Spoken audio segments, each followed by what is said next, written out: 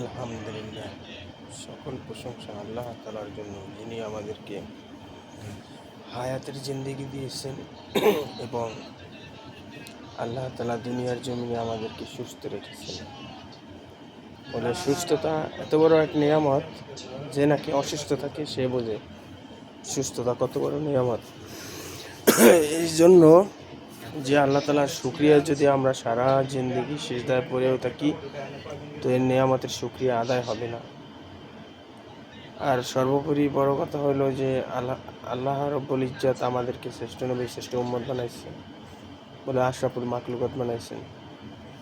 বলে আল্লাহ চাইলে আমাদেরকে পারতেন বিধর্মীর ঘরে পাঠাতেন, আল্লাহ তাআলা চাইলে পারতেন আমাদেরকে কি করতে, বলে জানোয়ার বানাই পাঠাইতে।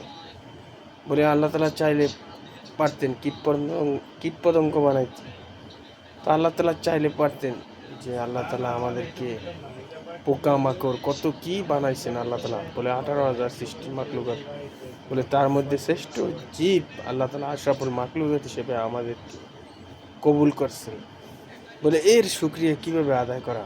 বলে শুকরিয়া আদায় তখন হইবে যখন আল্লাহ তাআলার হুকুমের উপরে আমরা পাবন্দি করব, রাসূল সাল্লাল্লাহু আলাইহি ওয়াসাল্লামের সুন্নতের উপরে আমল করব, তখন এইভাবে কি হইবে? বলে আমাদের শুকরিয়া আদায় হইবে। বলে ভাই, বলে দুনিয়ায় আসলাম আমরা, দুনিয়াতে আমাদেরকে এরকমভাবে আমার নিজের দেমাকে আসতে পারি নাই, বলে আল্লাহ রব্বুল ইজ্জতে পাঠাইছেন আমাদেরকে।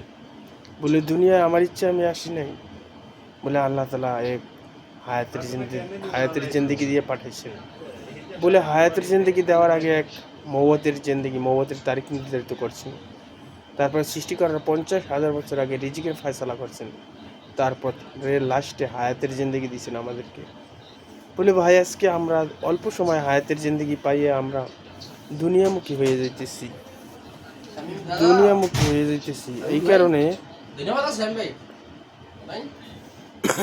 এই কারণে বলে ভাই, আমরা দুনিয়ামুখী মানুষগুলা কিভাবে আখিরাতমুখী হওয়া যায়, নিজেকে আখিরাতমুখী করা যায়, কিভাবে এরকমভাবে আল্লাহ তাআলার হুকুমের উপরে ওঠা যায়, কিভাবে আখিরাতের সামান তৈরি করা যায়, এই কারণে কি করা? বলে আলেম ওলামাদের শরণাপন্ন হওয়া। বলে আমরা তো হুজুর সাল্লাল্লাহু আলাইহি সাল্লাম বলছেন যে আনা খাতামুন নাবিয়িনা লা নাবিয়্যা বা'দি, আমি শেষ নবী, আমার পরে আর কোনো নবী আসিবে না। এই কারণে বলে ভাই, নবীর দরজা খতম হয়ে গেছে, আম্বিয়া আলাইহিস সালামের দরজা খতম হয়ে গেছে। আম্বিয়া আলাইহিস সালাম আর আসবে না, নবী আলাইহিস সালাম আর আসবে না। নবী হযরত মুহাম্মদ সাল্লাল্লাহু আলাইহি সাল্লাম শ্রেষ্ঠ নবী ছিলেন, শেষ নবী ছিলেন, তার নবুয়তির দরজা খতম হয়ে গেছে, আর আসবে না। কিন্তু হুজুর সাল্লাল্লাহু আলাইহি সাল্লাম যেহেতু আসবে না, বলা হয়েছে ইন্নাল উলামা ওয়ারাসাতুল আম্বিয়া, আলেমগণ পয়গম্বরগণের ওয়ারিস। বলে ভাই, আলেমগণ পয়গম্বরগণের ওয়ারিস, আমরা যদি আজকে আলেম ওলামাদের তাজিম করি, আলেম ওলামাদের মহব্বত করি, হক্কানি আলেমদের, বলে নবী মুহাম্মদুর রাসূলুল্লাহ সাল্লাল্লাহু আলাইহি সাল্লাম বলছেন যে নাকি এরকমভাবে একজন হক্কানি আলেমকে মেহমানদারি করালো, সে জানি নবী মুহাম্মদুর রাসূলুল্লাহ সাল্লাল্লাহু আলাইহি সাল্লামকে মেহমানদারি করালেন। বলে একজন আলেমকে যদি এরকমভাবে তাজিম করে কেউ, বলে হুজুর সাল্লাল্লাহু আলাইহি সাল্লাম বলছেন যে সেজন্য আমাকে তাজিম করলো। একজন আলেমকে মহব্বত করলো, সে জানি হুজুর সাল্লাল্লাহু আলাইহি সাল্লাম নিজে বলছেন যে সেজন্য আমাকে মহব্বত করলো। এই কারণে বলে ভাই, আলেম ওলামা আমাদের মাথার তাজ, মাথার মুকুট। আলেম ওলামাদের তাজিম করা, মহব্বত করা, কি করা? বলে বড়দের সম্মান করা, ছোটদের স্নেহ করা, আর কি করা? বলে দাওয়াত, এরকমভাবে দাওয়াত জরুরি, অনেক জরুরি। বলে হুজুর সাল্লাল্লাহু আলাইহি সাল্লাম দাওয়াতের মেহনত করছেন, দাওয়াত দিয়া, কালেমার দাওয়াত দিয়া মানুষগুলার এরকমভাবে কি করছে? জাহিলিয়াতের জমানায় হুজুর সাল্লাল্লাহু আলাইহি সাল্লাম দুনিয়া আবির্ভাব হয়েছেন, আর ওই জমানায় হুজুর সাল্লাল্লাহু আলাইহি সাল্লাম কত কষ্ট মর্যাদা করছেন দিনের জন্য, দিনের দাওয়াত দেওয়ার জন্য, দিনকে প্রতিষ্ঠিত করার জন্য। আজকে আমরা সেই দিনকে ভুলে যাইয়া দুনিয়ামুখী হয়ে গেছি। বলে ভাই, এই কারণে নিজেকে আখিরাতমুখী করা এবং সারা উম্মতি মুহাম্মাদি ভাইকে এরকমভাবে কি করা? আখিরাতমুখী করার ফিকির করা, আখিরাতমুখী করার চেষ্টা করা। এই কারণে বলে ভাই, এই বয়ানের দ্বারা আমি কি করব? বলে আমি নিজে উপকৃত হব, শুনবো এবং অপর ভাইয়ের কাছে পৌঁছে দেবো। কির মাধ্যমে? শেয়ারের মাধ্যমে। আগের জামানা কি ছিল না?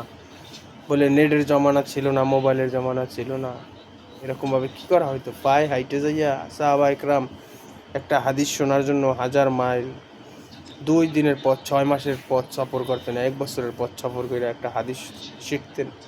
আর আজকে আমরা এত সহজে পাইছি। বলে কষ্টে মুজাহাদার দ্বারা যেই জিনিস হাসিল হয় ওই জিনিসের কদর থাকে, আদর থাকে। আর যেই জিনিস সহজে পাওয়া যায় ওই জিনিসের আদর কদর থাকে না। এই কারণে বলে ভাই আমরা সহজে দিন পাইছি, মুসলমান হিসেবে মুসলমানের ঘরে জন্ম নিচ্ছি। আজকে আমরা বুঝে আসতেছে না যে আমরা কত ভাগ্যবান, কিন্তু বুঝে আসতেছে না। আর যখন বুঝে আসবে হয়তো কোনো সময় থাকবে না ভাই। এই কারণে আমরা সর্বহালতে এরকমভাবে কি করব? বলে নিজে তো নেক আমল করার চেষ্টা করব, নিজে নেক আমল করব এবং অপর ভাইকে নেক আমলের জন্য আহ্বান করব।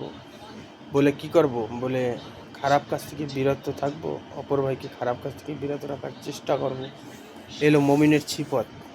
আর বাবা মায়ের কি করা? যার বাবা মা আছে তার বাবা মায়ের করা, সম্মান করা, ইজ্জত করা, বাবা মায়ের খেদমত করা। আর কি করা? বলে আত্মীয় স্বজনের হক আদায় করা। বলে কি করা? আত্মীয় স্বজনের হক আদায় করা। এই যে বাল্লিগু আন্নি ওয়ালাওয়ায়া, হুজুর সাল্লাল্লাহু আলাইহি ওয়াসাল্লাম বলছেন কি বাল্লিগু আন্নি ওয়ালাওয়ায়া, বলে আমার পক্ষ হইতে একটি বাণী হইলেও সকলকে পৌঁছে দাও। সকলকে পৌঁছে দেওয়ার কথা বলছেন যে বাল্লিগু আন্নি ওয়ালাওয়ায়া, আমার পক্ষ হইতে যদি একটি বাণীও হয় সকলের মাধ্যমে পৌঁছে দাও, সকলের কাছে পৌঁছে দাও। আর হলো যে আল্লাহ পাক রব্বুল ইজ্জত বলছেন যে কুলিন কুনতুম তুহিব্বুনাল্লাহা ফাত্তাবিউনি ইউহিব্বুকুমুল্লাহ ওয়া ইয়াগফিরু লাকুম যুনুবাকুম আল্লাহু গফুরুর রহিম। হে নবী, নবীকে সমর্থ করে বলতেছেন যে হে নবী, দুনিয়ার মানুষকে জানাই দেন আমি আল্লাহ তাআলাকে যদি ভালোবাসতে চাই আপনি নবীকেই জানি ভালোবাসে, আর আমি আল্লাহ তাআলাকে যদি মহব্বত করতে চাই আপনি নবীকেই জানি মহব্বত করে। এই কারণে বলে ভাই আজকে আমরা এরকমভাবে আল্লাহ তাআলাকে ভালোবাসবো, হুজুর সাল্লাল্লাহু আলাইহি সাল্লামের সুন্নতের অনুসরণ করব, হুজুর সাল্লাল্লাহু আলাইহি সাল্লাম যেভাবে বাতলাইছেন ওইভাবে চলবো, আল্লাহ তাআলার হুকুম মানবো এবং হুজুর সাল্লাল্লাহু আলাইহি সাল্লামের তরিকায় চলবো। এইটাই আমাদের পরিপূর্ণ এরকমভাবে ইমানদারের সিফত, ইমানদারের জিন্দেগি। বলে ইমানদার সর্বহালতে আল্লাহকে কখনো ভুলবে না, আল্লাহর ধ্যান খেয়াল এরকমভাবে আল্লাহকে ভয় করবে। বলে অহংকার এমন একটা জিনিস বলে মানুষকে ধ্বংস করে দেয়। অহংকার হলো আল্লাহ তাআলার গায়ের চাদর। যে ব্যক্তি অহংকার করবে, দাম্ভিচ্য করবে, সেজন্য আল্লাহ তাআলার গায়ের চাদর ধরে টানা হেঁচড়া করলো। এই কারণে বলে ভাই আমরা অহংকার করব না, বিনয়ের সাথে চলবো, নম্রতার সাথে চলবো, ভদ্রতার সাথে চলবো, একে অপরের সাথে সালামের সাথে চলবো, সালাম বিনিময় করবো। সালামের দ্বারা দিলের মরিচা দূর হয়ে যায়, জিকিরের দ্বারা দিলের মরিচা দূর হয়ে যায়, সালামের দ্বারা অহংকার দূর হয়ে যায়।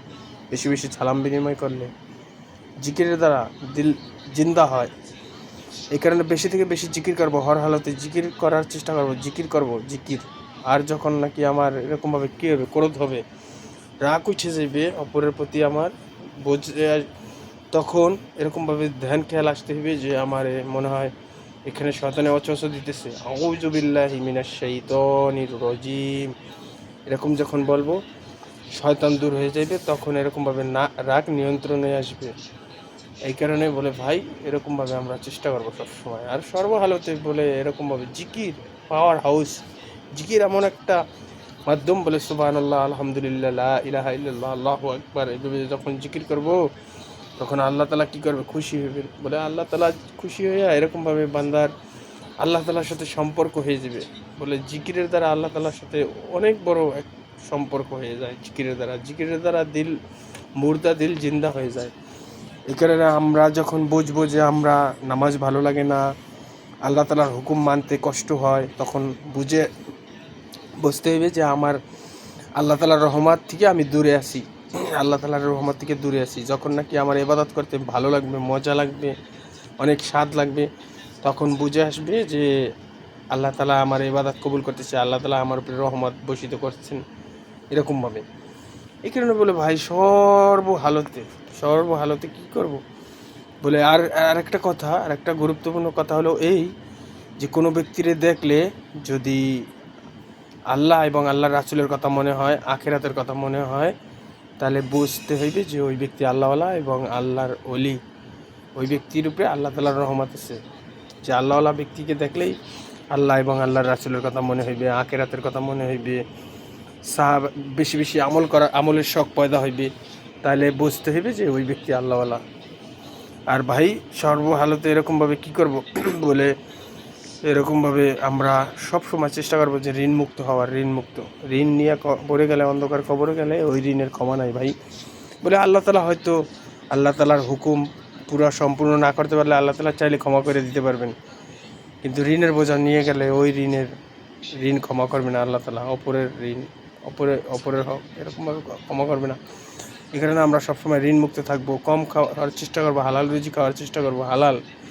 আল্লাহ তাআলার কাছে বলবো শেষ রাত্রে উঠে তাহাজ্জুদ পড়ে যে আল্লাহ আমার হালাল রুজি খাওয়ান, আল্লাহ আমাকে এরকমভাবে পাপ মুক্ত রাখেন, আল্লাহ আমাকে এরকমভাবে নেক আমল করার তৌফিক দান করেন, হে আল্লাহ আমাকে বেশি থেকে বেশি ভালো কাজ করার তৌফিক দান করেন, বেশি থেকে বেশি আপনার পায়ে পাক কদমে সিজদা দেওয়ার তৌফিক দান করেন, হে আল্লাহ আমাকে শ্রেষ্ঠ নবীর শ্রেষ্ঠ উম্মত হিসেবে এরকমভাবে জানি অন্ধকার কবরে যাইতে পারি উম্মত হইয়া, সেই তৌফিক দান করেন। এরকমভাবে ভাই ফিকির করা, এরকমভাবে চিন্তা ফিকির করা, আল্লাহ তাআলার কাছে বলা, আর আল্লাহ তাআলার কাছে এরকমভাবে পেশ করা। বলে দুনিয়ার মানুষের কাছে চাইলে ভাই দুনিয়ার মানুষ ফিরেই দেয় হয়তো, আর আল্লাহ তাআলার কাছে চাইলে আল্লাহ তাআলা ফিরেই দেয় না।